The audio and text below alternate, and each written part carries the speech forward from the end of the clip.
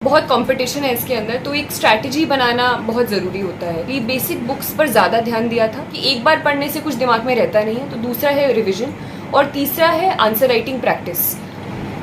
मैं सबसे पहले यही कहना चाहूँगी सभी यूपीएससी एस्पिरेंट से और इनफैक्ट जो भी कम्पिटिटिव एग्जामिनेशन दे रहे हैं कि बहुत कंपटीशन है इसके अंदर, तो एक स्ट्रैटेजी बनाना बहुत ज़रूरी होता है। तो सबसे महत्वपूर्ण है कि जो बहुत ज़्यादा मटेरियल आपका मार्केट में मिलता है, हर सब्जेक्ट के लिए आपको 10 किताबें मिल जाएंगी, 10 कोचिंग इंस्टीट्यूशंस मिल जाएंगे, तो अपनी खुद की स्ट्रैटेजी बनाना बहुत ज़रूरी है और मुश्किल भी है साथ साथ में कि आप मैंने पर्सनली बेसिक बुक्स पर ज़्यादा ध्यान दिया था। तो एनसीईआरटी जैसे हैं, ज्योग्राफी में ज्योग्राफी की एनसीईआरटी, इकोनॉमिक्स में मैंने एक पर्टिकुलर किताब ली थी, पॉलिटी में लक्ष्मीकांत हो गई। तो हर किसी की एक एक किताब या एक एक दो किताब पर फोकस करना और उसके अलावा खुद के नोट्स पर मैं फोकस करती थी।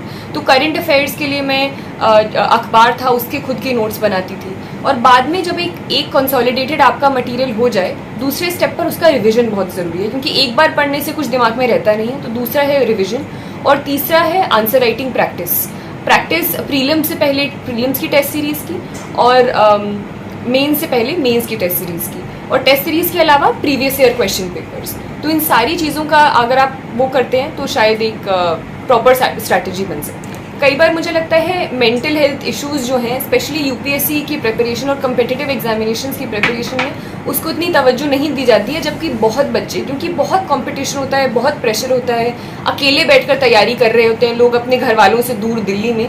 तो ये बहुत ही कंटिन्यूस लोगों के साथ, अपने दोस्तों के साथ, मेरे साथ मैंने देखा है और उसको देखना, वो जो डाउन वाला पीरियड होता है बहुत ज़रूरी होता है और उसके लिए एक सपोर्टिव एनवायरनमेंट की बहुत आवश्यकता होती है। तो वो चाहे आपके फ्रेंड्स हों, चाहे आपके पेरेंट्स हों, हमें वो एक सपोर्टिव एनवायरनमेंट को तलाश करनी चाहिए और खुद एक ऐसा एनवायरनमेंट बनाने की कोशिश करनी चाहिए।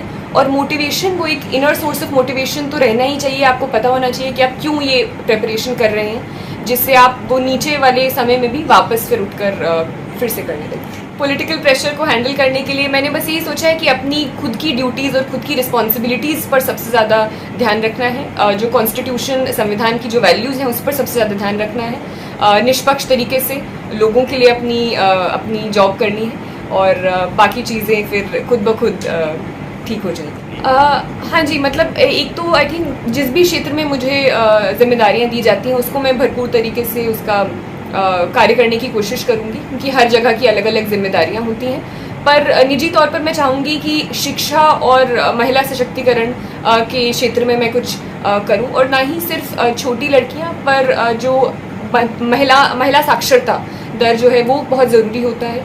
तो इसी क्षेत्र में मैं चाहूँगी कि कुछ बदलाव ला सकूँ।